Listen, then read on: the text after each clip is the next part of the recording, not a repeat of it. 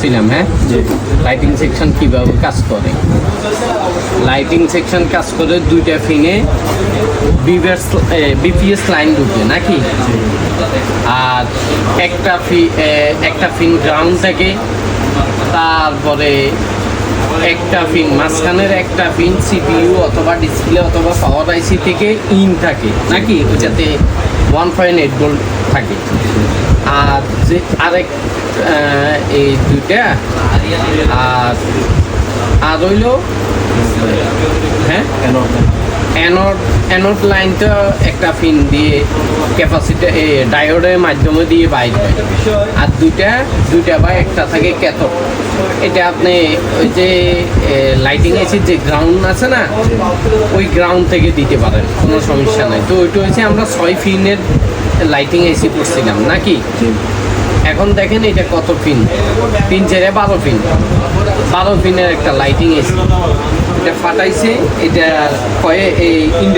কি ভাঙ্গা ছিল, ডায়োড ভাঙ্গা ছিল নাকি, ডায়োড ভাঙ্গা ছিল। তারপর ওনারা কাজ করছে ওনাদের মতো করে, হ্যাঁ, ইন্ডাক্টরও চেঞ্জ করছে, কাজ ওকে হয়নি, তাই আমাদের কাছে ফাটাইছে, ঠিক না।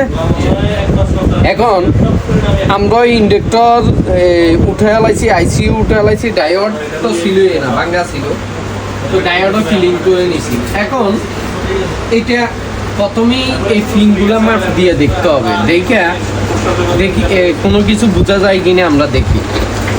যেমন প্রথমেই অ্যানোড লাইনটা মাপ দিয়ে দেখতে হবে, অ্যানোড লাইনে সাপ্লাই ঠিক আছে কিনা। তো অ্যানোড লাইন এসে এটা দেখেন, এটাতে সমস্যা আছে, কারণ অ্যানোড লাইন যেই লাইন বাইর হয়েছে আইসি থেকে বাইর হয়েছে, ওই লাইনে কিন্তু ভোল্টেজ থাকার কোনো জিয়ার থাকার কথা না। কারণ এখানে একটা ক্যাপাসিটার, এই 4-5টা ক্যাপাসিটার দিয়ে এখানে একটা রেজিস্টার দিয়ে সরাসরি কোথায় গেছে, ডিসপ্লেতে। তো এইখানে এই ক্যাপাসিটার তো যদিও কোনো জিয়ার নেই, আবার সাথে সাথে ছেড়ে দিবে, ঠিক আছে না। তো এইখানে জিয়ার দেখাচ্ছে, কিন্তু দেখেন জিয়ার দেখাচ্ছে, তার মানে আমাদের এখানে ক্যাপাসিটার যে কয়টা করছে না, 1 2 3 4 5টা, এই 5টা যে কোনো একটা শর্ট আছে, কি আছে, শর্ট আছে। আগে এই শর্টটা সমাধান করতে হবে।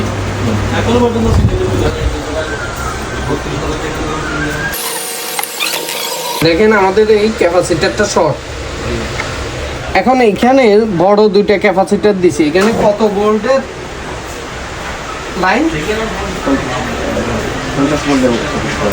50 ভোল্টের ক্যাপাসিটার।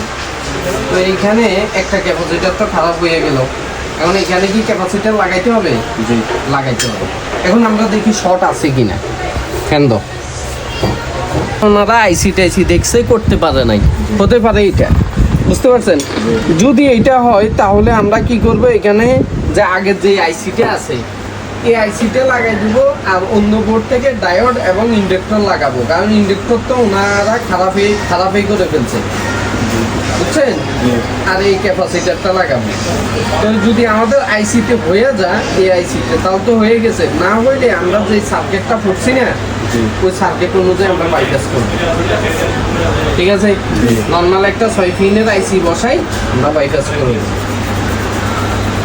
ডিসপ্লে একজন যাই, একটা ডিসপ্লে হয়ে যাবে। এই ভিভো Y53s,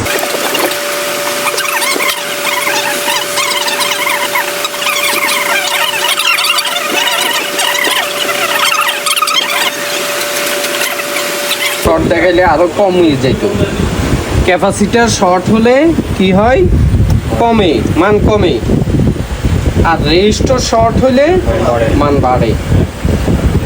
মানে ধরেন একটা লাইন, আসসালামু আলাইকুম, আলহামদুলিল্লাহ ভাইজান, মান কমে মানে কি, সে 0-র দিকে আসবে। আপনাদেরকে বলতেছি, ওই গ্রাফিক্সও তো আইয়ে না।